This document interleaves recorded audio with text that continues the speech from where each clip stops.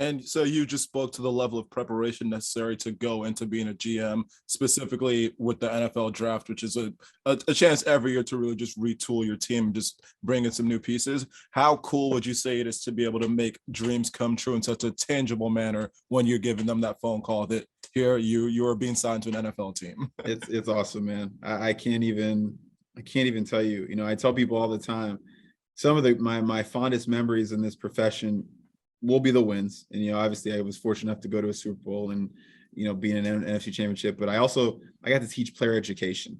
And one of the first guys in my class retired one of my first days in Cleveland. And I was talking to an agent. I didn't know who this agent was. And I see in the background that player's jersey. And I say, hey, how do you know that guy? He's like, oh, he's my agent. He just retired. He took care of all his money. He's good.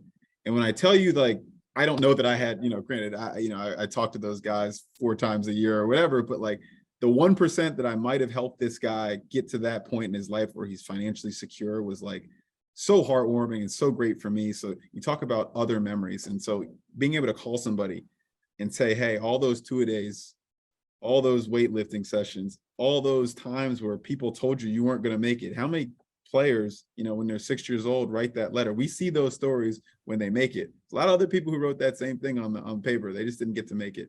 So to be the other end of that phone call. And honestly, you don't appreciate when you're making a call. I don't know if the people realize this. It's very silent on the other end of the phone. Like, I think because everybody, you're like shushing everybody or something. And then I've got people looking at me in the draft room. So you're it's a very, you know, it's not as, you know, it's a little different than people think, but I got to go back after and watch some of their videos on Instagram. So Brian Asamoah, who's, you know, from the same place that I am, and watching the emotion and the tears and the family. And that's when it really hits you home. How incredible a moment that must be for them, and so proud, and honestly their journey is just starting, and we're excited to get back to work. Yeah, and I love it because the Vikings actually put the behind the scenes of the draft, the prep for the draft online. And so I was watching the video on YouTube, and it's exactly what you described, where you're on the phone, but everyone's kind of there just looking at you. And then on the other end, the player has their own thing going on. So yeah, it's definitely a very unique situation that happens.